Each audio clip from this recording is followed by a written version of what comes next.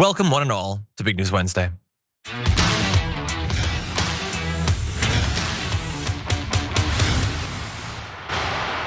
everybody, welcome back to more news here on the Damage Report with me, and it being Wednesday and all, Sharon Reed. Sharon, how's it going? It's going. I had a busy day already. Yeah, so you were having a little bit of tech troubles. That's why we started you're just like a minute late. I saw someone in the chat was like, John's waiting for JR to be finished. And let me just say, I love JR and I respect JR. Nah. But I'm gonna go live with the show even if his live stream's still going on. Sorry, we love a watch party. But no, that's not why we were waiting. Can you imagine? Anyway, he really gets going and we just don't do the show. But anyway, yeah, so JR is doing his live watch party in the hour leading up to our show and sometimes into our show over at the Watch. Let's go check it out. Sharon, I want to tell you that we have finally righted a great wrong, because we acknowledged last week that for some reason, despite you being a co-host on the show for so long, we didn't have an emoji, but no longer. We have one. It's both on Twitch and now on YouTube. The Sharon emoji. Let's see them in the chat. It's actually the same exact one from Twitch. Brooke helped me transfer it over, and so now you can get the representation in the chat that you deserve. Excited? I'm excited. I'm thrilled. Do I need to give a speech or something? I'm honored. I'm honored, and I'm thrilled to be part of this team, this network. To all the fans out there, to all the supporters. Yeah. Okay, I'll stop.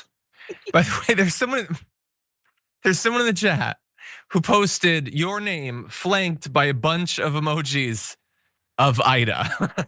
I don't know if that's a joke. The emojis are very small. Maybe it's hard to tell, but now I'm seeing the actual Sharon's there. I like her. Ida and Sharon, very different people. Probably both in the MCU. Anyway, everybody, thank you for being here because we do have a lot to talk about. We have a fun show. We're gonna get to make fun of Fox News as more of their private text messages are revealing, showing that they are both messy bitches and also massive grifters and liars to their own audience. And I love revealing that, because when Fox News viewers realize that their hosts don't actually care about them, you know what they'll do? Keep watching and make no changes whatsoever. But anyway, it's fun to realize they're as bad as the people they trust. And aside from that, we've just got so much. Donald Trump has been throwing around this.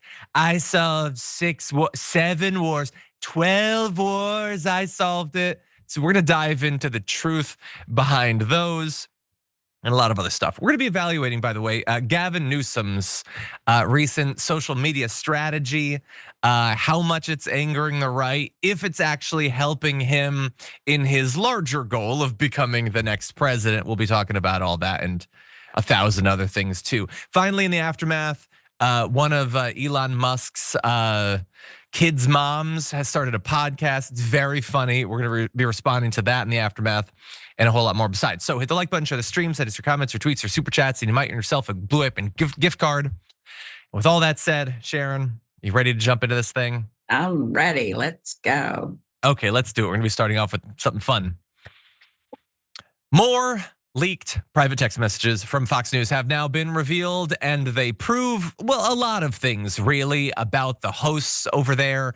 How much they despise each other, how much they despise the people in politics they pretend to love, how much they see themselves as very much being not a journalist or anything like that, but an active part of the Trump thing, and a whole lot more besides. How little respect they have for their audience. And I want to dive into all of this because there's so much good here.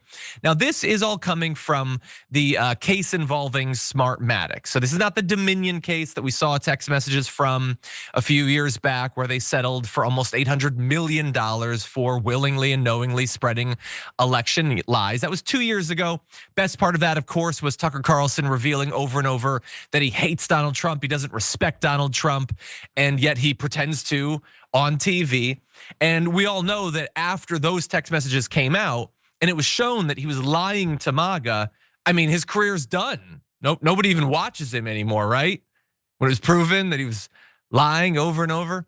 Anyway, let's jump into what we've got from this new cache of text messages. The first is just some petty dramas that I think is fun.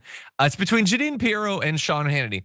Pirro accused Sean Hannity of being an egomaniac and cited his bad behavior at the White House. He just storms in like he owns the place, throws his papers on the president's desk and says, "You don't mind if I use your private bathroom," and walks into the bathroom within Oval and uses it, looks at me and says, "I gotta talk to him. It's all about him, period. No one else matters." And I love that. So Jeanine Pirro thinks that Sean Hannity's an egomaniac. I got news for you, Jeanine, and for Sean. You're all egomaniacs. You're all drunk on your own power and also just drunk. But I love that at one point, because I know that this is an example that actually happened. He did that. And he probably bombed the toilet. Let's be real. And Jeanine Pirro has not forgiven him for it this entire time. But anyway, he got her back a little bit. So apparently she was complaining about her producer telling her around the election, you gotta like dial it back on the election denial. Because the producer had this like crazy idea that maybe they'd end up being sued for like $1 billion. Stupid producer. Anyway, Jeanine Pirro wasn't having it.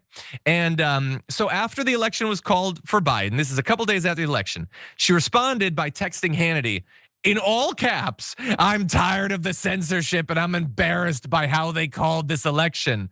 Hannity responded by trying to placate her, saying, "Fox News promoting you every 5 seconds. It's hilarious." And so, yeah, she's being censored as they're constantly running ads on her. And the election was called because Trump lost the election. That's why, Jeanine.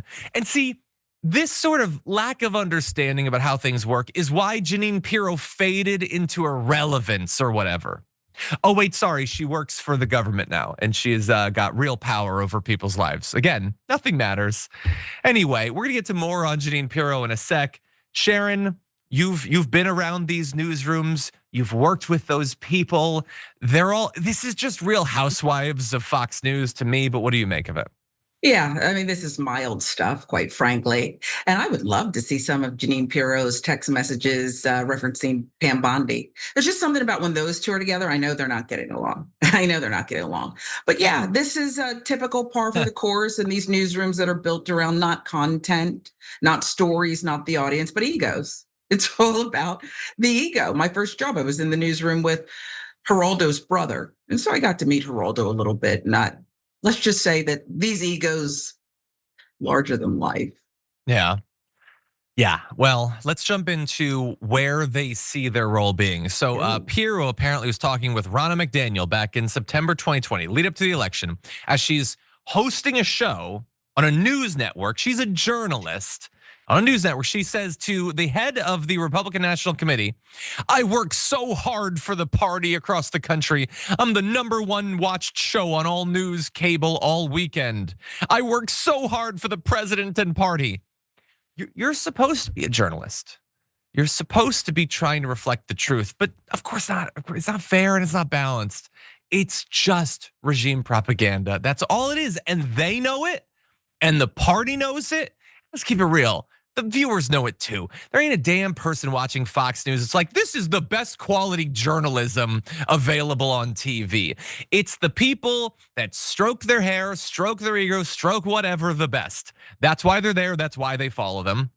And by the way, why was she doing that work? Well, obviously, to have a career in right-wing media, you have to be a propagandist for Donald Trump or else you're gone.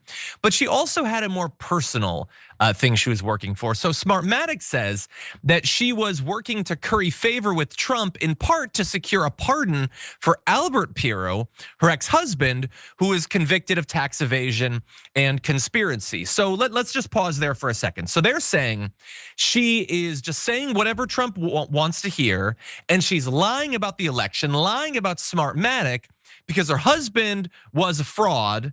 And so she wanted to get him a pardon.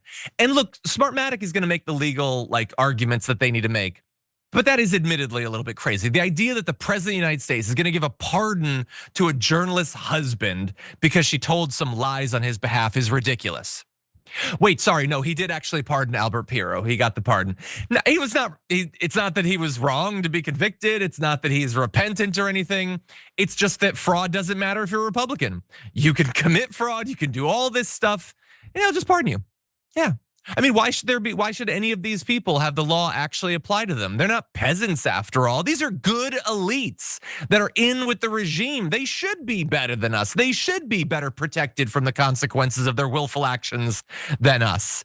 And so anyway, the entire thing is just so ridiculous. She goes on eventually to admit that there was no fraud under oath. She did that because she knows it. She knows it. And so we're gonna get to some more of the back and forth, but just really fast, like the fact, Sharon, that they got the pardon. They're like, nobody cares about this. I doubt anyone even watching our show right now cares that her husband got the pardon. But that is just wild corruption. It's the 1,000th most corrupt thing that Trump has done, but that's really just an indictment of the list, not of the story. What do you think? Yeah, and it's also an indictment of the FCC. You know, they can revoke licenses for distorting the news in this kind of outlandish way. I'd say this is outlandish, or quid pro quo. I mean, you just described. Yeah, that's what it is. She was doing it for the pardon. I mean, and she sounds like a groupie. The conversation that you just relayed sounds like a groupie. I've done all this, and I haven't been invited backstage with the band. I mean, it's just unbelievable. These people, they just have no kind of integrity, or even, do they even look at themselves in the mirror? I don't know. For most of them, I would avoid it if I were them. But yeah, they don't. But again, like, okay, let's use the empathy that we are biologically capable of, but that they are not. Why would they have empathy? Why would they develop empathy when getting their careers, their popularity, their money hasn't required it? Getting what they want politically hasn't required it. Getting the tax cuts they want has never required values or integrity, honesty, ethics, professional seriousness, compassion. It's never required any of those things. And in fact, those things probably would blow the entire thing out of the water for them. And so the problem, as always, is not fundamentally with Jeanine Pirro. Jeanine Pirro is just, you know, the ugly diseased wart that the more fundamental problem causes to sprout from the arm of a country that's gone sick. I don't like my metaphor anymore, and I'm going to move away from it, but you get the idea. Our society's the problem more than Jeanine Pirro. You say anyway, with that said, let's move into other issues. It turns out that behind the scenes, there was a bit of a civil war going on at Fox News, and it has to do with the 2020 election and those who were desperate to pretend that they thought that Donald Trump had won, and those who were like, well, there's no evidence of that. And thanks to the Smartmatic lawsuit, we're getting their private text messages, and so we now know this. And so here are the two generals on the sides of the civil war. You have Maria Bartiromo and Bret Baier. Bret Baier gets to be the good guy for once in one of these stories because Bartiromo is just utterly unhinged about the election. She texts Sidney Powell. Remember Sidney Powell from back in 2020? So Bartiromo's texting her saying, "Sidney, we must keep you out there. I am very worried. Please, please overturn this. Bring the evidence. I know you can." Spoiler alert, she couldn't. In a message to Rudy Giuliani, she reportedly wrote, "I want you to overturn this." And I just want to be very clear about this. She's not saying, here, we have the evidence, now go to court. She's just like, there's gotta be something. Find it, get out there. I can't possibly accept that a guy I support has lost. She is a grown ass woman. She's like 80 years old. And she's responding to an election loss by saying, there has to be somebody who saves us from this. Here's an idea. Maybe instead of just puffing Trump up for like the 9 months leading up to the election, you'd actually counseled him to give a damn about the pandemic or the failing economy or literally any of the things that resulted in him losing the election. But no, as always, no responsibility for themselves, for the failures of their political movement. It's all just somebody's got to save us. Obviously, it was stolen.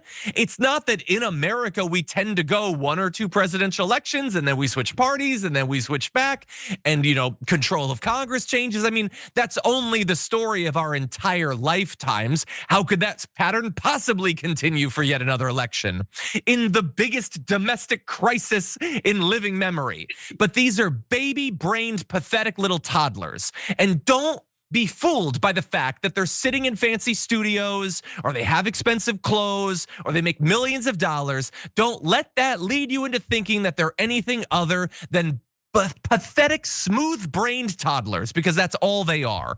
Wanting someone to come and manufacture a conspiracy that saves them from having to accept the fact that people they like sometimes fail. We have more. We're gonna get to Bret Baier eventually, but Sharon, what do you make of it? They're stooges. And the former, I guess formerly known as the Money Honey, is amongst the biggest ones. She's also seems unwell. I mean, to text these things to the Kraken lady that was pal, she said she was going to release the Kraken. We're still waiting on that, is silly. And the fact that they're doing all of this whining and buttering up and unwellness and whatever else, it's like this cocktail of insanity. And we're learning about all of it. And then they come before in a deposition or testimony and say, well, yeah, I know it wasn't stolen, or I know the machines didn't change votes. It makes it even worse. I wish they were so unwell that they did not know what they were doing. It makes it even worse that they do. Yeah, I'm gonna back off a little bit because I called her a toddler a couple times, and I gotta say, I have a toddler. And I know that even my toddler, she can throw a fit.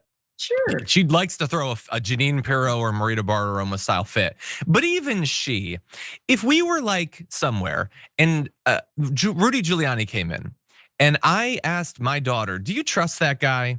My daughter's developed a new phrase, okay? She would look at Rudy Giuliani, she would see the stuff smearing down his face, and she would say, no way, no way, no way, no way. She would not trust him. But Marita Bartiromo does not have the incisive character judgment ability that my toddler has. Anyway, Bret Baier was better, okay? He texted executives saying that the election coverage of like basically spreading the lies of people like Bartiromo is just crap. It's not true. So credit to him, both in public and in private. He looks like he cared at least a little bit about what was true, but unfortunately for many of their hosts, it wasn't. And let's end with this. So I often on this show will say things like people like Jesse Waters and Charlie Kirk and all of them, all they do is just say what they think their audience wants to hear. They don't care if it's true. And if there is something that they know is true, know is important, know is newsworthy, but saying it would imperil their audience, there is no way in hell they would actually say it. They have no ethics, they have no principles, they have no spine, they have no balls, they have none of that. And I say that based on the evidence of having watched them for years and years and years. But the thing about it is, it can only be so persuasive when I make that case to you, because I'm not them and I'm not a psychic, I'm not in their brain. So let's let them make the case to you, because Jesse Waters' text messages also came out in this Smartmatic thing. And he apparently texted Fox's Greg Gutfeld in December 2020 as Trump was trying to overturn the results of the election. This is, of course, before the violent insurrection. And Jesse Waters says, think about how incredible our ratings would be if Fox went all in on Stop the Steal. I mean, forget the fact that we're a month and a half from the election at this point. There's no evidence the election was stolen. Stuff is being debunked left and right. Trump is losing dozens of lawsuits. To Jesse Waters, it's our ratings would be up. Who cares about democracy? Who cares about America, the Constitution, all that? Oh my God, people will watch my stupid show. And then Jesse Waters, apparently the day after the election, had said this. He was concerned about audience backlash after Fox was the first network to call Arizona for Biden, saying there's an audience uprising versus Fox like I've never seen. You know why there was an uprising? It's because Fox's audience was trained to believe that their side is both always a victim and always superior. Always a victim, always the victor too. And so when Fox News accurately called Arizona, Biden won that state. They weren't used to being told the truth. And Jesse Waters sees that, sees Fox dip its toe in the water of being honest about what's going on. And he says, oh no, people are mad at us for speaking the truth. And so he wants to back off of it. No, he realized telling the truth hurts your ratings. And remember, at this point, Newsmax started to look like it might surpass Fox News because they were telling the big lie more. And then a month later, Jesse Waters is like, well, what if we just lie? will get way more ratings. This is everything you need to know about these people and any supposed attachment they have to journalistic ethics. It doesn't exist. They are captured by their audience. They are desperate to grow their audience. That is all. And again, they got the fancy studios, they got the fancy suits. I'm sure they drive very nice cars, but they don't have one quantum of the ethics that jackass YouTubers like me and Sharon and others who actually care about the truth and reality have when we're reporting on the same goddamn facts. I turn to you, Sharon. What do you make of this? I concur wholeheartedly, 100%. And here's the thing, their lies while they're making money and they're driving those fancy cars and texting the truth to one another, they're hurting people. They inspired people to break into the Capitol and police officers died and they sprayed, the bear spray, all of that. You can't put a tobacco commercial on the air because tobacco is harmful to us. Those little pill commercials, new drug, they have all those disclaimers where they start talking fast. And yet you can't do it. You're hurting people. You fed these people a steady diet of this fast food lies. And now that's all they're craving, like heroin. That's all they can contain and sustain themselves with. That's all they need. That's all they will accept. Not the truth, nothing organic. It's these people, it's really criminal what they're doing, in my view. There might not be a code to it, but it's criminal. It's affected all of us.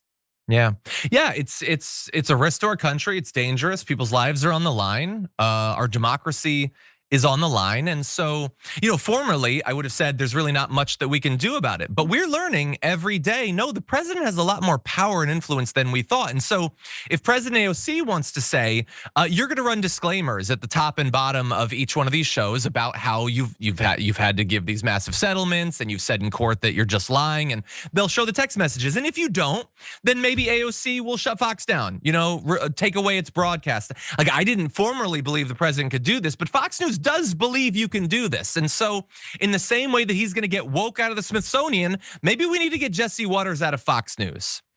Anyway, we're gonna take a short break. We'll be back after this.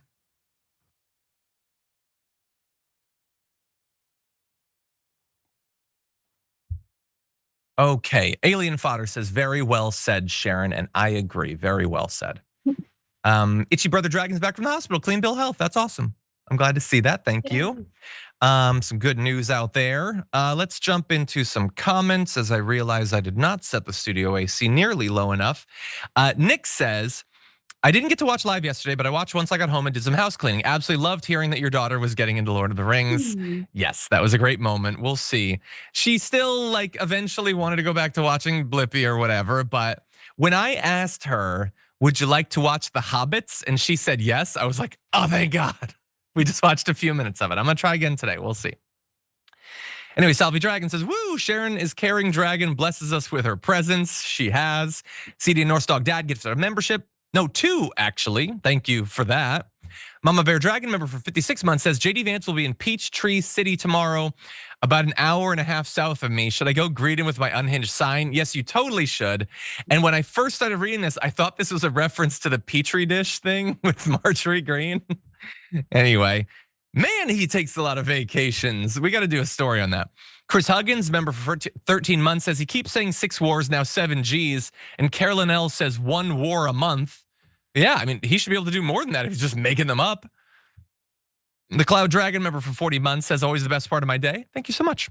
Cosmic Uwus sent a membership. Thank you. Lisa Dodson gifted 1 membership as well. You guys are the best. Thank you so much.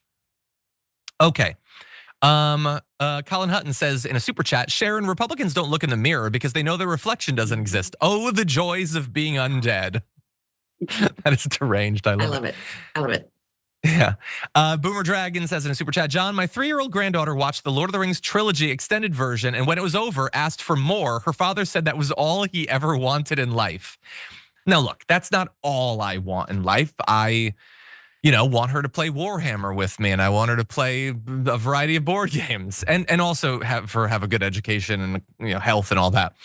But anyway, that's a great story. Thank you. Christina Lisa Brown says, congratulations, Sharon has her TDR emoji, and it's well deserved or well earned, well deserved, and you look beautiful, Sharon. Your black girl magic shines bright. Thank you. I love that. I love that. Very nice message. It still exists, even if Trump's trying to take it away. It's not going anywhere. I thought it was illegal now. I don't think It you're might allowed. be, but we've got an underground club. This is Atlanta. I'm in Atlanta. Okay. Oh my God. Someday we're gonna need you to do like street reporting. Oh, I The love that. idea that we're gonna go 4 years without him sending the National Guard to Atlanta. Oh, it's coming. No way. No way. No way. Like my daughter would say. No way. I love that. Midterms, Atlanta's gonna be ground zero. Anyway, Gina Roche says, John, what about the Dark Crystal with Muppets? Now look, I love the Dark Crystal. The Dark Crystal's kind of scary to me. I'm not exposing my daughter to that until she's much older because that'll turn her off to fantasy. Those Skeksis they're grotesque.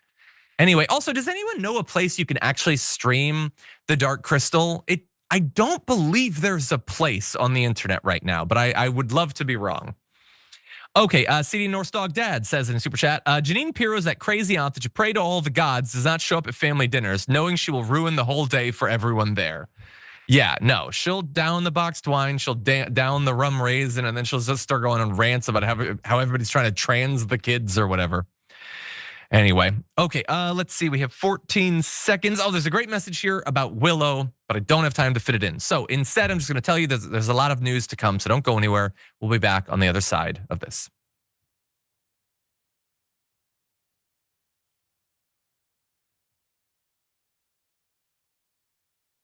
Okay, everyone, if you're just joining us now, please hit the like button as we jump into this next story. You know, I've solved 6 wars in the last 6 months, a little more than 6 months now. I've solved 7 wars. We ended 7 wars. I thought this would be one of the easier ones, and this has turned out to be the toughest one. India, Pakistan, I mean, these were big ones.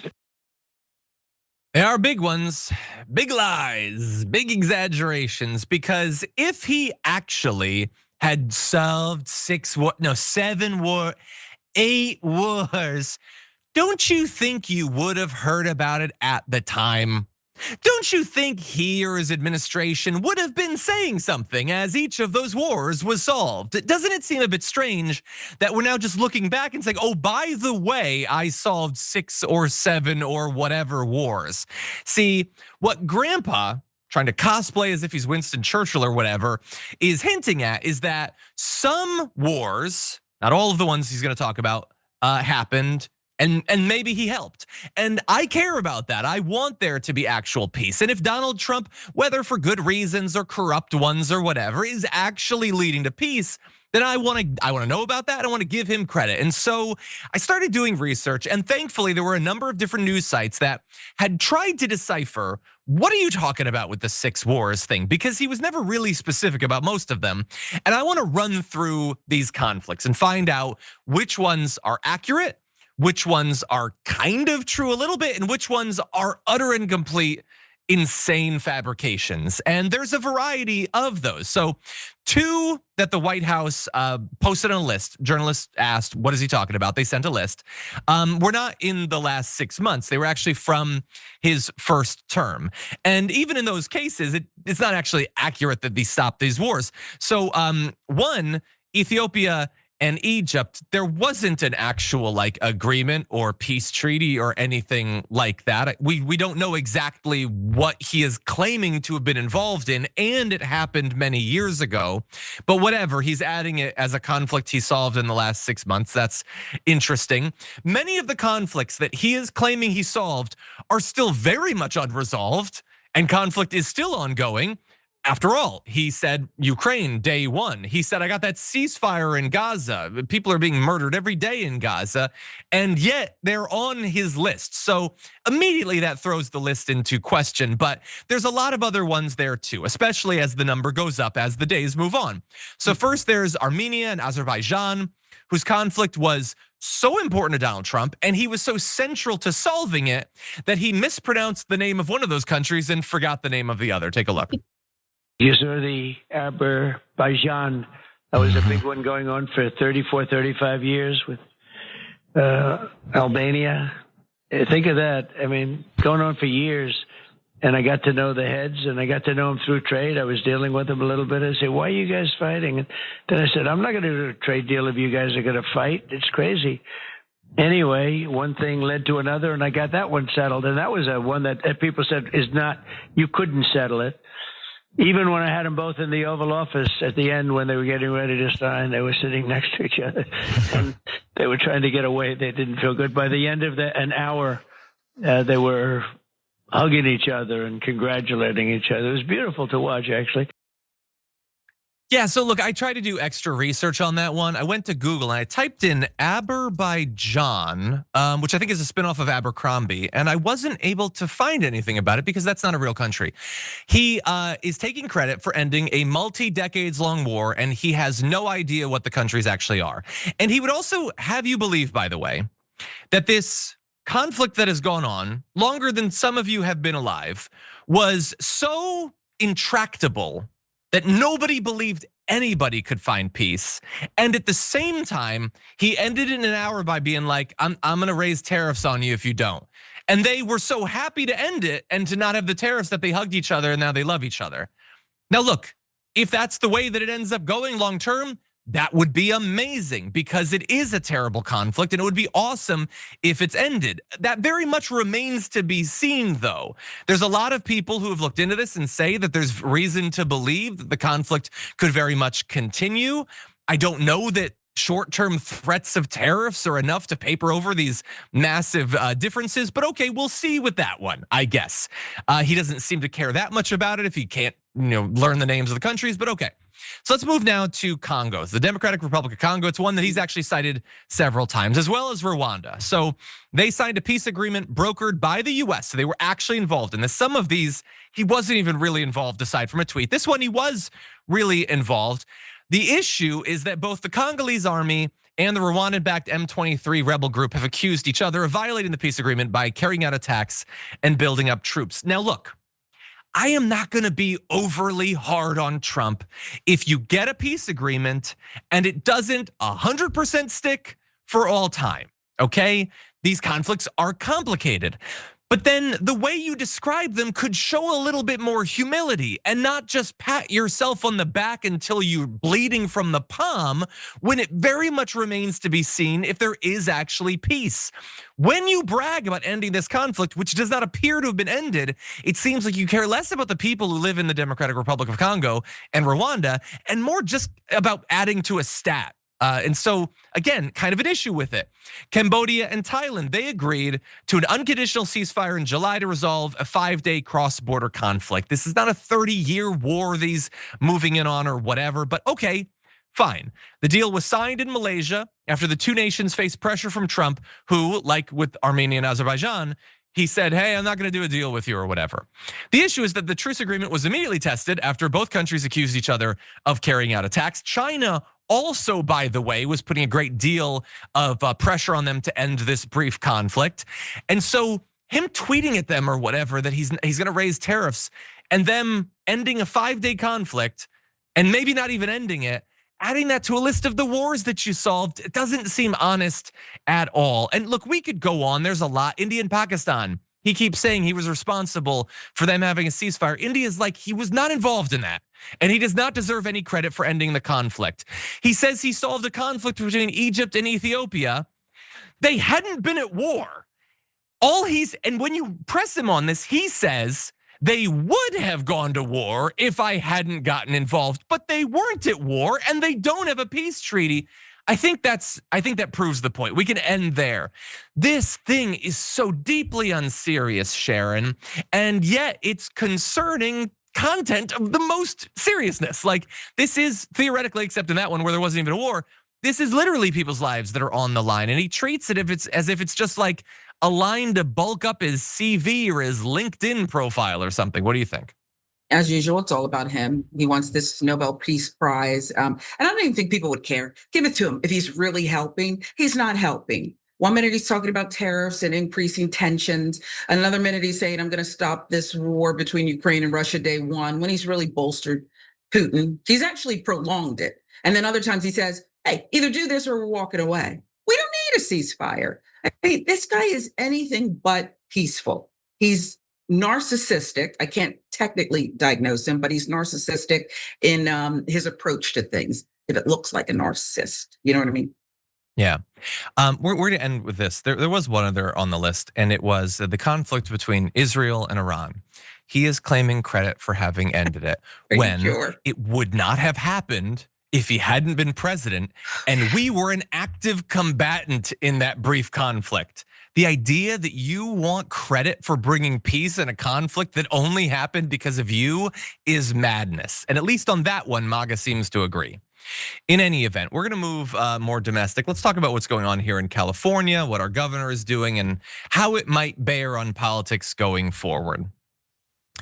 Gavin Newsom's new social media strategy of impersonating Trump appears to be working pretty bigly for him in two different areas. The first is that it is very much making MAGA angry. And also it does seem like it might be helping him a little bit as he tries to position himself for the race in 2028. And so let's move now to the whining of MAGA. There's a lot of people on Fox News that have been complaining about it. There's lots of regular MAGA people on Twitter that don't seem to get that he's impersonating Trump, which is very funny. But there's also some who seem to understand that this is a good strategy. So Steve Bannon said this to Politico. Newsom's no Trump, but if you look at the Democratic Party, he's at least getting up there and he's trying to imitate a Trumpian vision of fighting. He looks like the only person in the Democratic Party who's organizing a fight that they feel they can win. People in the MAGA movement and the America First movement should start paying attention to this because it's not going to go away. They're only going to get more intense. Now, I disagree with Steve Bannon that he's the only person that's fighting, and I would say there's different ways of fighting. I would say Mamdani is fighting with a strategy for actually winning elections, like in the New York mayoral race. But in terms of a social media strategy, it does seem pretty good. And so let's see the evidence that it's working. Let's turn now to Harry Enton. Daily Google searches for Gavin Newsom up like a rocket. What are we talking about? Since June 1, up 1,300%. Compared to August 1st, look at that, up 500%. Do Democrats want it? This, I think, is the trend line that I think says it all. Democrats want their leaders to what? Try to stop the GOP or work with the GOP? You go back to 2017, you see here, work with the GOP took the cake at 74% compared to just 23% who said to try and stop the GOP. But now I'm gonna come over to your side of the screen, Laura. Look at 2025. I'm coming as close as I can.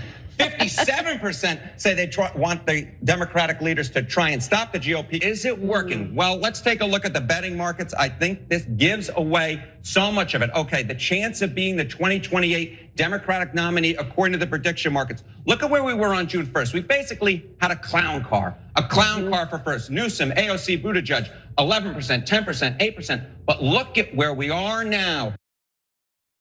To be clear, the expression of clown car doesn't just mean that there's three people, which is very much a regular car of people. Also, you don't have to call them clowns. These are serious people. I don't even like all of them or whatever, but I don't think they're clowns. Whatever. It does seem to be benefiting Gavin Newsom. And of course it is. He's in the news and he's seen to be fighting. And even people who are not necessarily inclined to love him like me, I get a chuckle out of a lot of these messages. I'm going to in just a few minutes. Now, is that necessarily mean that in 3 years we're still going to be thinking about this and loving Gavin Newsom? Not necessarily. I still think progressives are going to make a big play in the primary. I would, however, remind you that I definitely thought Biden was dead in the 2020 primary at one point. So don't necessarily listen to me. But before we discuss, let's jump into a little bit more of the whining. And so we're going to move now to Fox with Dana Perino. For the last week, Gavin Newsom, and why am I giving him advice? You have to stop it with the Twitter thing. I don't know where his wife is. If I were his wife, I would say, "What? You are making a fool of yourself. Stop it. Do not let your staff tweet. And if you're doing it yourself, put the phone away and start over. And if he's got a big job as governor of California, but if he wants an even bigger job, he has to be a little bit more serious." And a lot of people respond to that like, well, I don't know. It seems like the last guy who acted like that got the bigger job, and making a claim that this is hurting him and he looks like a clown. Like, yeah, maybe to some people, but like the polls seem to indicate that people like it. I may not, or you may not like that they like it. And I don't want this to be normalized. I don't want everyone to start doing this. I will literally lose my mind and I'll probably stop doing this job. But Dana Perino is just wrong to say that this is hurting him. And it isn't at this point. And I'm gonna read one response from Gavin Newsom and then we're gonna discuss. So he put out this message: Dana Ding Dong Perino, never heard of her until today, is melting down because me, Gavin C. Newsom, Fox hates that I am America's most favorite governor, ratings king, saving America, while Trump can't even conquer the big stairs on Air Force One anymore. Trump has lost his step, and Fox is losing it because when I type, America now wins. Thank you for your attention to this matter, GCN. So look, by the way, it's not Gavin Newsom that's actually writing the messages. Evidently, we now have a little bit of clarity that it might be one of the managers of his social media is Camille Zapata, might be behind this strategy. We're gonna dig more into that and maybe bring her on the show, but it is a lot of fun, Sharon. What do you think? I love it. And I didn't have my glasses on. Was it all caps? Because it was all caps, yeah. Yeah. So listen, I think the only way it can hurt Gavin Newsom is if it's not authentic. I believe that some of this is probably in him. I don't live in California, so I don't know when he first, rose to power as governor, if you saw some of this, but it's coming off as somewhat natural. And in the past, when you remember Trump was insulting all of his Republicans in the primary, the first 2016, it wasn't natural when people like Marco Rubio looked to be reading off of cue cards and delivering snarky one-liners. This seems somewhat natural. He can have fun. He can mock Trump, which is effective, draws him in. I think it's fine, and it's working for now. We'll see what happens in a few years. Yeah, and again, not everybody's going to love this. I kind of don't even like that. I like it, I guess. Yeah, I agree. That's my own problem I'm dealing with. And again, I don't want it to be normalized. I don't want anyone to message like this. And it can stop if Trump would just stop. And by the way, Gavin Newsom is taking credit for Trump no longer doing the all caps things because it doesn't seem like he has since Gavin Newsom started doing it. We'll see if that happens, but maybe doing a little bit of this and making the right get a taste of their own medicine could get them to realize that this has always been bad. And I think that's part of the strategy. And sometimes, by the way, I do think it goes a little bit far for my taste, like when Gavin Newsom mockingly referred to an openly gay MAGA activist as GOP Representative Nancy Mace. Tommy Lauren complained about it, saying it's a new low. And then they pushed back and said, you sound woke. And like, I don't like the Nancy Mace message. I don't want you to do that. But like maybe Tommy Lauren has a moment to be like, oh yeah, no, this is exactly what we've been doing this entire time. And I've been saying, why does everybody have to be so PC? Why can't we say the R word? Why can't comedy be legal? No, because it's really annoying when you're not the one doing it, isn't it? It's really gross. It makes you feel like maybe this isn't the direction we should be going in. And that's what they're doing. They did the same thing, by the way. He made a reference, Gavin Newsom, to Governor Greg Abbott as having rolled over after Trump called for Texas to redraw its congressional maps, which a lot of people find to be an offensive comment. And they complained about it, to which Gavin Newsom's team again said, you sound kind of woke. And yeah, when it's your guy, you can see how it's offensive. But what you need to understand is it was always offensive. So maybe the constant calls of woke or whatever aren't actually helping any of us. So it remains to be seen long term if they stick with this strategy, if it does get Trump to stop being so deranged or whatever, we'll have to see. But as of right now, it's a very successful strategy, I think. And we have actually a photo of Camille Zapata, the one who is believed to be behind this, in a recent interview with Comstocks magazine. And they're really growing Gavin Newsom's social media platform. And look, now that I've given him a lot of credit, I'll say I still want a progressive to win in the primary. I'm not changing on that just because he made me chuckle or whatever, but it's an interesting strategy and a reminder that people want fighters. Okay, with that said, we're gonna take a short break. We'll be back with more news after this.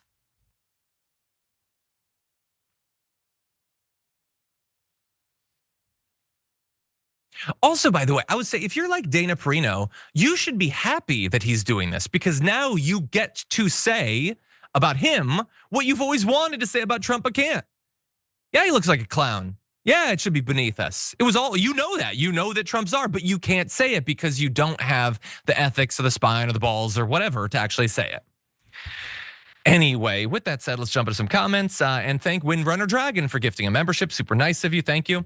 Winter Scoop says, show your daughter Neverending Story as a child like I saw it. The R-Tax trauma grows good people. Yeah, it still might be a little bit early. There's some grotesque imagery in that. I love Neverending Story, but we'll see. Right now, I'm just trying to get her to look at Frodo's face and everything. Like, hey, aren't hobbits nice? And look at the majesty of New Zealand. Anyway, a lot of people told me that Dark Crystal is available on Tubi. and Disney Plus. It was not on Disney Plus the last time I checked, but I will look and I will check Tubi as well. Thank you. Okay, let's see. CD Northstalk Dad says in Canada at least, the Dark Crystal's on Crave, so it should be on Max. Okay, I'll check that out. Thank you. Scandinavian Alien Dragon says, if Gavin looks like a clown, what does that say about who he's impersonating? Should someone tell his wife to tell him stop too? You can tell her. She's not gonna talk to him though. Anyway, Cosmere Dragon says, did you say yesterday that you're reading Joe Abercrombie? Which book? I'm currently listening to The Devils on audiobook and it's really funny. Yes, I am just about to finish Best Served Cold. Or Better Served, Best Served Cold? I think that's what it's called. And I am enjoying it. It's very dark and a little bit depressing, but I am enjoying it.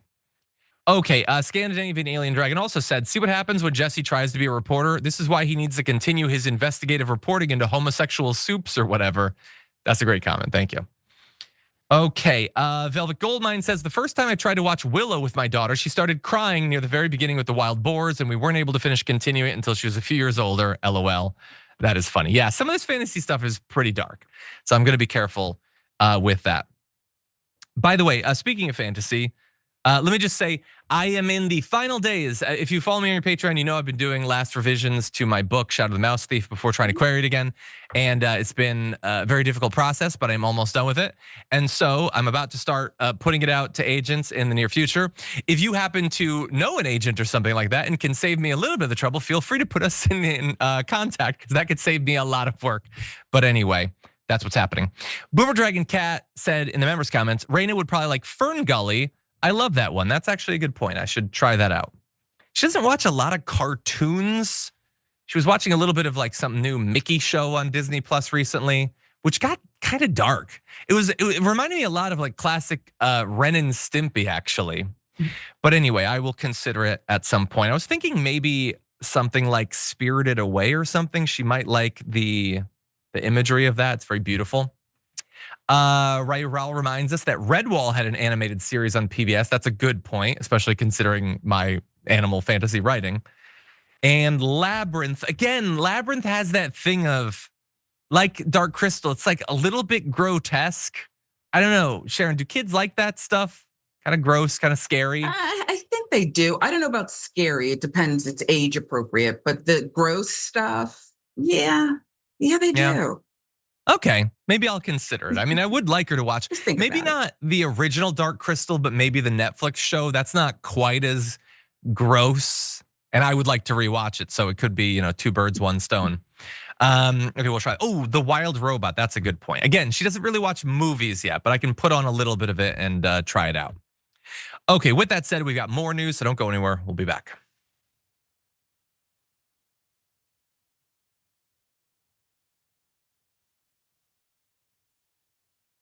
Okay, everybody, let's jump right into this. Pete Hegseth, for some reason I will never understand, needs the security detail of a small army, and it's putting a real strain on the agency responsible for his security. They apparently have had to pull agents, many of them, from criminal investigations to safeguard not only himself and his residents, but the many residences of his extended family, both in Minnesota, Tennessee, and DC. It's costing millions and millions of dollars, to be clear. And they're doing weeks-long assignments for all this different staff. They're going to different locations. They're monitoring multiple residences, not just of his current spouse, but his former spouses as well. No word yet on any of the women who've accused him of sexual assault are also receiving that protection, I am sure, since they accused a prominent Republican of those sorts of crimes against women. They've probably faced their own death threats, but we'll have to look into that and find out. One official speaking on condition of anonymity cited a fear of reprisal. They characterized his personal protective arrangement as unlike any other in the agency's recent history, saying, I've never seen this many security teams for one guy. Nobody has. And to be clear, normally about 150 of Army CID, of their approximately 1,500 agents, serve on VIP security details, so about 10%. Now it's 400 and going up. Another said over 500. It's like 3 or 4 times the security details that they normally do.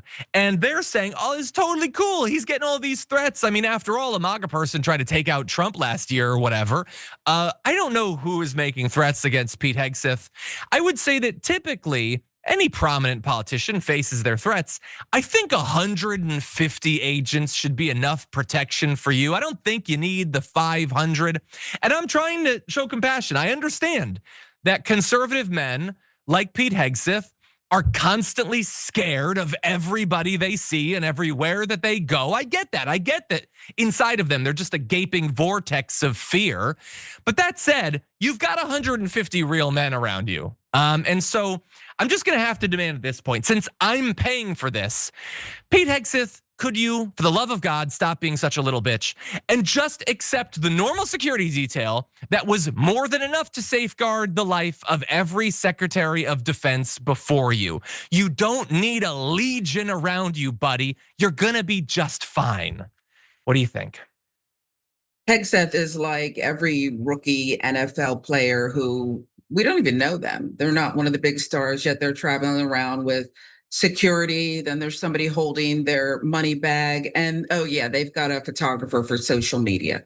All of it's a waste. It's to look big time. I'm rolling up to the club. If anything, they're there to protect people in bars from him. Okay. Where he acts up, conventions and the like. I mean, it's silly. And they're fleecing.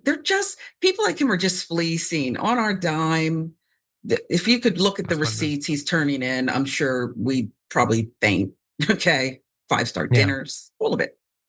Oh, I guarantee it. And by the way, who will know what crimes could have actually been solved by these agents, but now they're just sitting around. Every woman that he's ever wasted the time of or whatever has to have a detail now, and we're spending millions on it.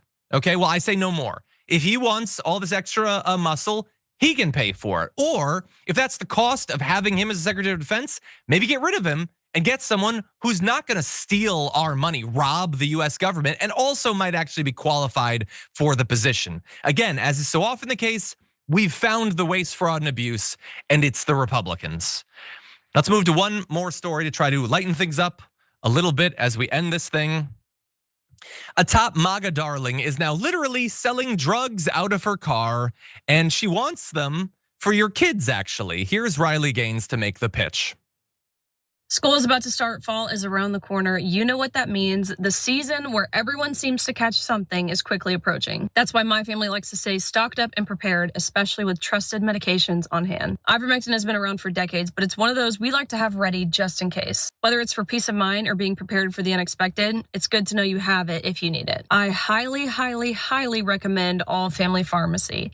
It's easy, it's reliable, it's safe, it's backed by science, and you can get ivermectin shipped right to your door. You can go to allfamilypharmacy.com/Riley and get yours today. Don't wait until you need it. Stock up for the school year and for the fall season now. Yeah, it's easy, reliable, it's paying me to say this, and don't wait until you need it, because if you do that, then you'll never buy it because you don't need it. And you never know when you might. To be fair, you could be a horse. Have you considered that you might be a horse and you might have worms? If that's the case, then yeah, you're probably gonna wanna have some ivermectin around. Otherwise, there's a little issue with just giving it to your kids so that they don't get like the flu or something. There is no clinical data in humans to support using ivermectin for either the flu or for RSV, according to the CDC and other medical experts. So she can say that it's backed by science, but the science says it's not gonna cure literally any of that. But that said, while you might not need ivermectin on hand, she could use a little aloe for the burns she's getting for doing that pathetic sales pitch.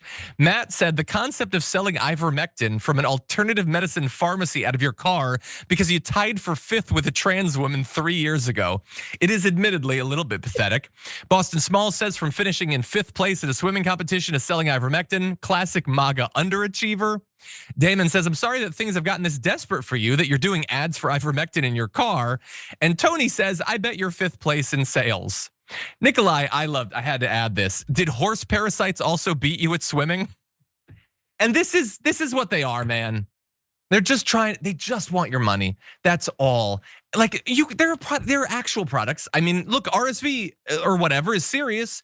She could be like trying to get you to take actual medicine, but she doesn't care about you. She doesn't care about your kids. She cares about making money and extracting it from you. You think she actually thinks ivermectin is human medicine for the flu? No, she doesn't care. She barely even cares about the ad. She didn't even get out of her car to film it. Sharon, what do you think? Listen, follow the money. This woman is so, where's your soul? And I love those burns, and they're accurate. This is who she is, an underachiever, and it's somebody else's fault. And now she's hawking this horse drug here and pretending and lying to people that it's some kind of real medical cure for them, whatever ailment they have. Follow the money. She has, her eyes look soulless. She disgusts me. She disgusts me. Stay out of the pool and stay out of our homes and TVs and everything else. And stay off X too. She's so gross. Exactly. No, it's pathetic. Yeah, follow the money and also follow where the money isn't. If it was actually a treatment for those things, why would Big Pharma not be selling it? That's not a rhetorical question. I think that's a good question. If they could actually market it to humans, why are they choosing not to do that? It's just ridiculous. And her life is so utterly pathetic and ridiculous. And I will say again, as the father of a young daughter, and I think about all of the potential that lies before her life, I think about all that her parents must have thought of what she could be. And this is what she is. And maybe they're proud of her or whatever. Maybe they believe in, horse dewormers or transing the kids. Maybe they're as broken as she is. I don't know. I don't know these people. But like, she wanted to be a professional athlete and she couldn't hack it. So she whined about a trans person, and now she's just chasing relevance or whatever. And I'm sure it's working for her. For all I know, she got paid $100,000 to do that stupid ivermectin ad. But that isn't the point, and it doesn't matter. This is no way to live. Even if it ends up with you living in a nice house, you have sold your soul, your integrity, your reputation for it. It's just not worth it. Anyway, that's it for this hour of the show. We do have more to come in the aftermath though, so don't go anywhere. We got lots to talk about after this.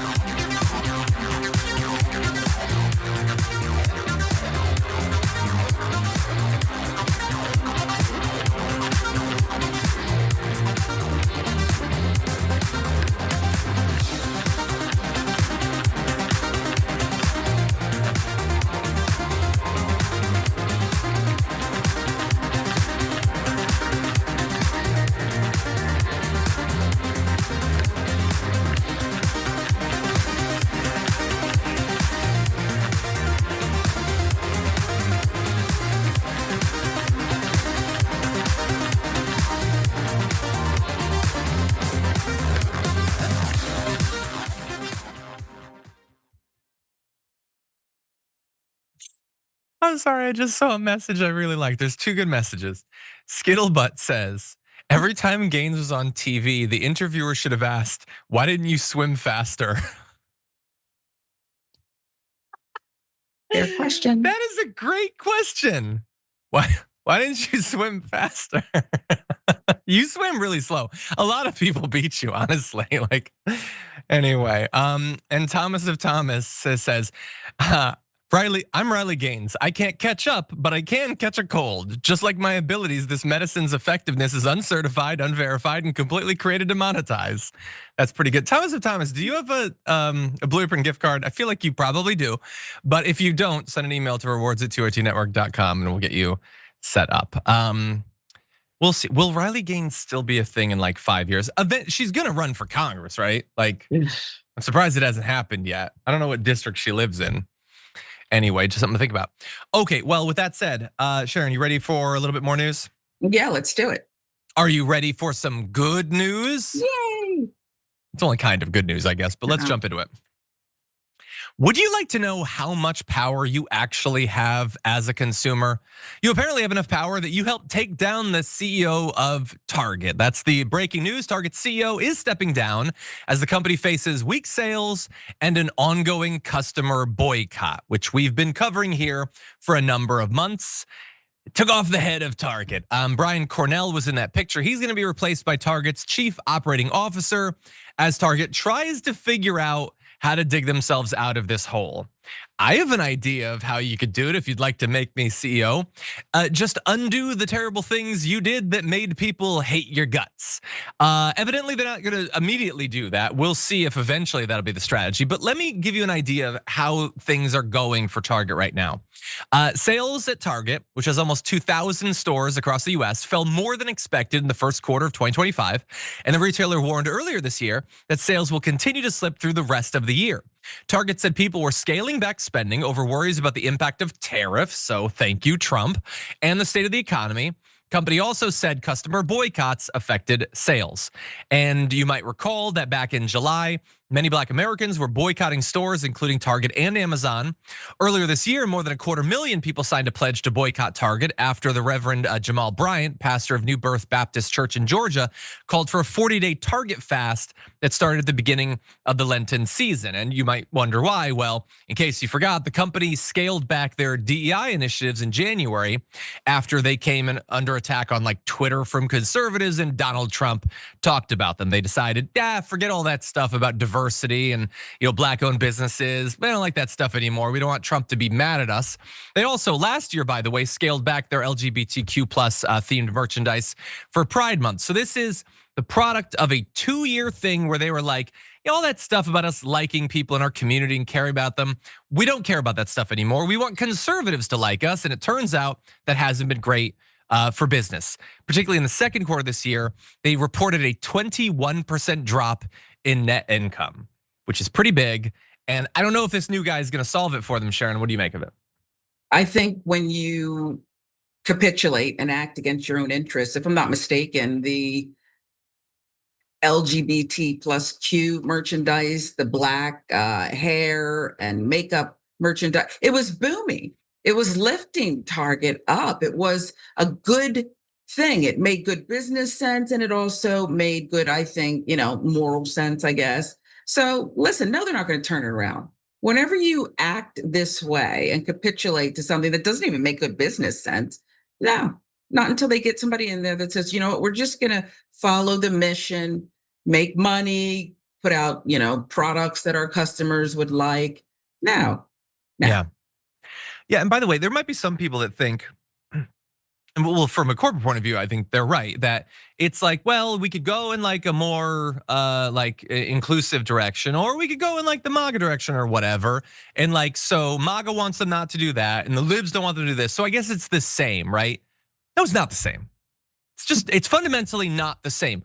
One strategy of, hey, we're not gonna exclusively buy all of our products from businesses owned by white people, and we're gonna acknowledge that gay people exist and always have. That's just reasonable. That's all that is.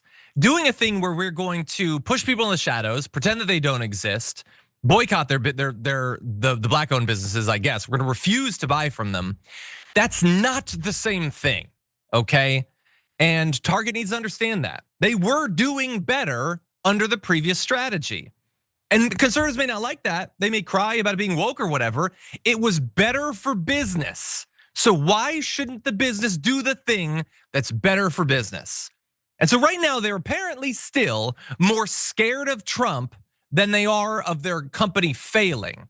But they can only go for so long. Eventually the shareholders are gonna expect an actual change, not just in leadership, but in policy. And we're gonna continue to watch to see if that ever comes.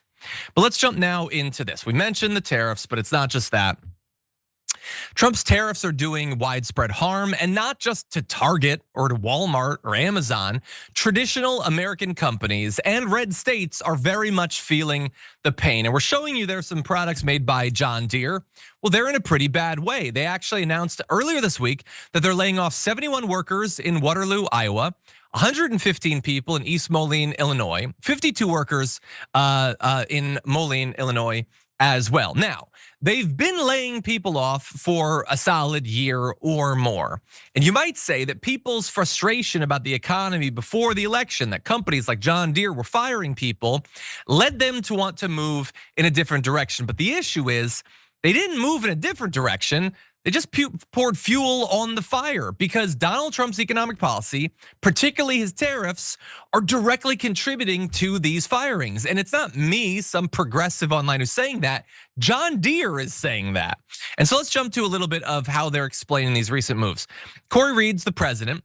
He said during the company's most recent earnings call that the uncertainty surrounding Trump's tariffs has led to many farmers putting off investments in farm equipment, saying, quote, if you have customers that are concerned about what their end market are gonna look like in a tariff environment, they're waiting to see the outcomes of what these trade deals look like.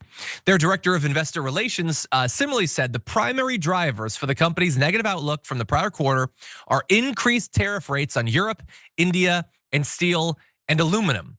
And so the uncertainty thing, you can say, well, eventually we'll know what some of these tariff rates are. And for some of them we do, and they're higher tariffs. Europe is a higher tariff. India is a far higher tariff. Trump just raised it by 50%.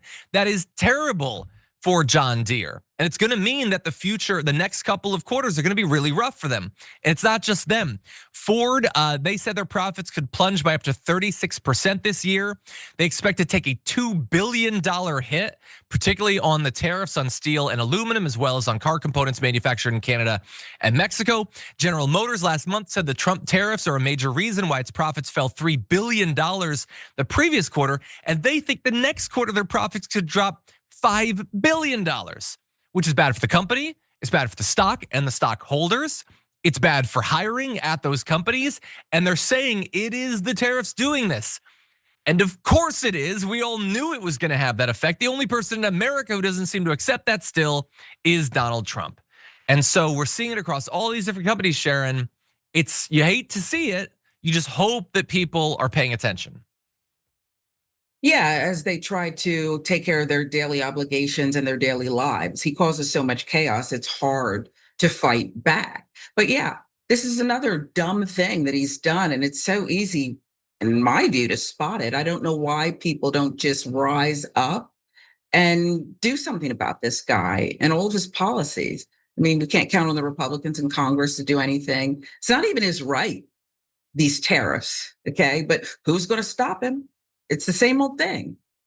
Yeah, I have to imagine, shouldn't Fox be covering this? Like, do you think that the 71 people in Waterloo, Iowa that were fired by John Deere are like blue-haired vegan hippies? Maybe there's a couple, I don't know. I don't want to judge Iowa too much, but there's probably a few conservatives among that. I mean, it's Iowa, it's John Deere. How much more stereotypically American does it need to be for Fox to care? And bear in mind, oh boy, were they talking about firings under Joe Biden. Why is it that now, as the firings become more common, they don't seem to care, as all of these great American companies are having their profits cut, not because of bad decisions on their part, not because of woke, but because of Trump's tariffs. The thing is, people are gonna notice, even if they pretend not to. Okay, with that said, we had some other information. Maybe tomorrow on the show, we'll talk a little bit about how red states have been hurt by all of this. But we have a couple of the stories we want to get to, and I'll make sure that we do it all. First, though, on Twitch, thank you, Raul Sand, for being there for 57 months and just says, thank you for your attention to this matter, which is very funny. Crafty Cather's been here for 47 months, thank you. VDJD Rock OKC has been here for 50 months. Eternal for 28. I mean, not quite eternal yet, but 28 months is a lot. Says, if you want to get better ratings, keep feeding your audience more red meat to munch on the form of propaganda. Maybe it could work for TDR. So it's talking about the Fox thing. Yeah, I guess we'll look into it. Natalie's been here for 41 months. Thank you. Daniel or Danny for 57. Thank you so much. This is also my birthday, 576 months. God help us if we ever reach that for membership, but thank you. Okay, and I'm seeing these saved comments reminding me that I need to update the intro. Okay, with that said, we're gonna move on to our next topic, starting with this.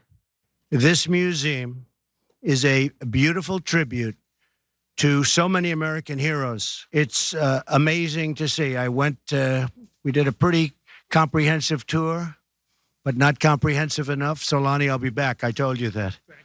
Because I could stay here for a lot longer, believe me. It's really incredible. This tour was a meaningful reminder of why we have to fight bigotry, intolerance, and hatred in all of its very ugly forms. That was Donald Trump after going to the Smithsonian. And you might be surprised by that he was so touched by the exhibits, I guess, on slavery and Jim Crow and all that it reminded him that bigotry is alive and real and that we need to understand it. You might be a little bit less surprised by the comments when I tell you that was all the way back in 2017. I guess before he decided, screw black voters. I'm gonna stop pretending that I care about them. And I'm just gonna do the racist culture wars and see if that gets me more white voters, I suppose, because that's very much what he's doing right now. No longer are these exhibits in the Smithsonian a great reminder of the legacy of bigotry. Now it's woke. And it's got to die for that reason. And so he's moving forward with the whitewashing of the Smithsonian, the elimination of accurate American history, the replacement with Donald Trump's fascist, politically correct history that you're allowed to show. And he put up this message saying, the museums throughout Washington, but all over the country, are woke. The Smithsonian is out of control, where everything is discussed is how horrible our country is, how bad slavery was, and how unaccomplished the downtrodden have been. Nothing about success, nothing about brightness, nothing about the future. We're not gonna allow this to happen. Woke is broke, we're hot. Yeah, you know, like it can be really depressing when a museum's like, slavery was bad, and you're like, talk about the good part of it or whatever. That's what Donald Trump now has to say. Forget about the legacy of bigotry. Forget about understanding what actually happened in America. Feelings don't care about the Smithsonian's facts. Sharon, what do you think? No, and the problem here is, and get there while you can, it's probably too late, I guess, is that we're actually training, indoctrinating a whole new generation who's actually, through no fault of their own, gonna grow up, go to these places, and actually believe this nonsense that he's spewing. They're gonna forget important figures on every side. Every figure in American history is important because of what it teaches us, good or bad. And he's just erasing it. And it's sad because once this thing, this cancerous, this malignant thing called Trump and people who just follow him blindly are gone, we're not gonna be able to get all this stuff back. It's gonna change forever. I mean, my hope would be they're gonna have to take it all down because the political correct police or whatever are gonna sweep through, just put it down in the basement or whatever. In a couple of years, we can teach history again.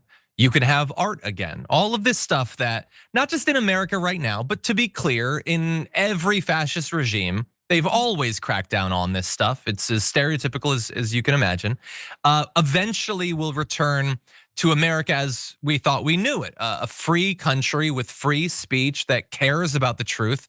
And we can teach that stuff again, but unfortunately we're not gonna get that until MAGA is gone, because MAGA does not like the truth. They like feeling good. Their feelings are all that matters. And they'll lie to you about it. Charlie Kirk tweeted in response to this, culture matters, history matters. And I'm gonna stop him right there. I'm not gonna read the rest of his BS because he doesn't believe that. He doesn't know history. He doesn't care about history. He doesn't care about what goes into a museum exhibit. He's one of the most incurious people alive in America today. What Charlie Kirk demands, and has always demanded, is to be told a version of history that makes him feel good, or that pleasures his donors, because after all, he's a creation of billionaires. He's there to take a generation of Americans and to get them to turn away from education, to turn away from truth and reality, and instead just cling to fantasies that feel good. An idea of America that's always been successful. It's never had any problems whatsoever. I mean, you're focusing on the fact that slavery is bad. What about prosperity? I mean, why not just do an exhibit on how slave owners made lots of money? I can see people just streaming into museums to find out about how much wealth slave owners were able to generate by breaking up families and raping millions of people and beating and killing them and all of that. Why not focus on the good of it? That is what they actually want. By the way, there are people slamming this move. Sam Youngman says Trump wants to cover up slavery like it's in the Epstein files, which I respect. And Mehdi Hassan says, we've normalized having a toddler in the White House who types in caps and uses random quote marks. Hottest, how is any of the below normal? How are we okay with this? He wants to celebrate our current country in a museum. His brain is too broken to understand what a museum is. We have a president who doesn't want us to cover in our museums how bad slavery was. Was it not bad? Or just a little bad? Or the badness is not allowed to be mentioned? How is this not a huge political scandal? Imagine if Reagan or Bush had said this, FFS. And it should be. It's not, because we understand that this movement is explicitly white nationalist. That's all it is. They want their racism and they don't want it to be pointed out. That's at the core of them. Sharon, any other thoughts? No, I was thinking as you were reading Mehdi Hassan's X posting, he will sooner be wiped out. I mean, we've already seen certain careers take a hit over conflicts. And when Trump calls, if he notices that and says, I don't really want him around anymore, it's likely to happen, as sad as that makes me to say. Yeah. Oh, no, I have no doubt that at the very least he received thousands of calls for him to be deported or whatever for expressing his opinion. A reminder that freedom of speech just does not exist. And I'm not talking about how they would complain earlier about freedom of speech, that like somebody said I was racist. No, I mean the government is cracking down the actual violations of free speech. That's the world we live in. Okay, with that said, let's jump into one more story.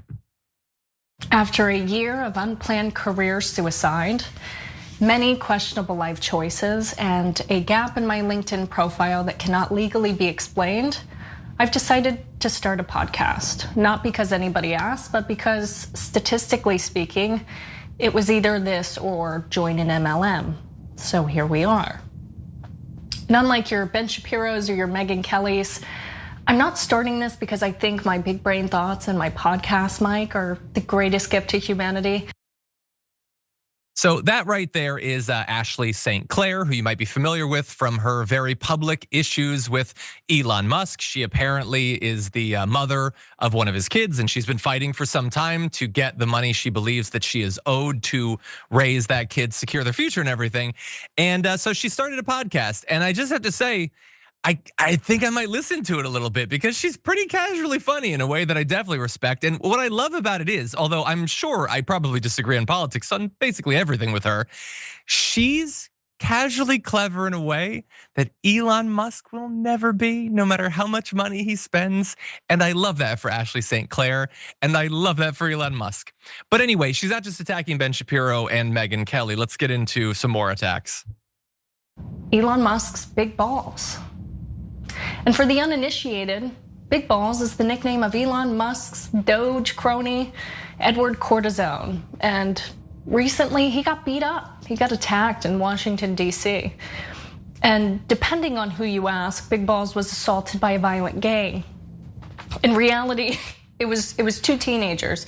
But you know, Fox News has a strict policy that anytime there's more than one black person or migrant in the same location, it's automatically a gang. 1 is a criminal, 2 is a march, 3 is a cartel. They roughed him up. They gave him a bloody nose. The damage was on par with what I sustained after I told my toddler he couldn't watch Paw Patrol. It was brutal, violent stuff. I mean, that's pretty brutal. I kind of like that. Not bad. Sharon, what do you think? I like her. The sunglasses, the kind of cool, like a little monotone way of talking. I like the fact that she doesn't take herself too seriously. Questionable life choices, gap in the LinkedIn. Listen, I probably will listen. And I think this could really grow. And then who knows? I'm sure I always leap ahead. Elon will have it shut down or tag her or spend money or something. But I think she could take it on the road. I really do. I'm sure that's coming, actually. But yeah, I like that she's going to continue to point out that Elon Musk is an utter deadbeat. In addition to being a guy who just steals money from companies, saying that he's going to do work for them and then he doesn't actually do it. He's a terrible person. He deserves to have these people that he's wronged out there pointing it out. Again, I have no doubt that we disagree a lot on politics and everything, but it is at least funny. That said, let's go to one more clip to end things. Big Balls apparently wanted to protect his non-committal fluid breeding vessel, looked at these two black teenagers, ran the mental math, and thought, well, I'm a white guy. They've got about 3/5 the right I do. I can probably take them. Turns out he could not. He got his ass beat so bad, some are calling it reparations. I'm not, of course. I would never do that. Don't play hero. Just give them the keys, hand them your Spotify login, and go home. You're not Batman, you're not even Robin. You're the NPC that gets punched in the face in the tutorial mission. That's pretty brutal. By the way, Technausea was thinking what I was thinking. She has the exact same voice as Jessica Burbank. I think it's a little bit strange, actually. Are they from the same state? I don't know if that's a regional accent, but it's striking. But anyway, look, we're gonna see beyond the first episode what she wants this podcast to actually be about. I mean, doggy boys being beaten up is great material, but it doesn't happen every day, for better or worse. But anyway, pretty funny stuff. We'll see how it goes. And that is unfortunately all the time we have for the show. Thank you everybody who joined us, especially Sharon. Thank you for being here. Thank you everybody for flooding the chat with the Sharon emojis. I want to see those in the future, but thank you, Sharon. Thank you. I appreciate you guys. I'll see you next week. Thank you. And everybody out there, tomorrow, we're not gonna be doing a solo show this week. Yaz is gonna be joining us, which should be a lot of fun. We got some important news to talk about, so definitely join us there. For now though, stay safe out there, stay sane out there. We'll see you soon.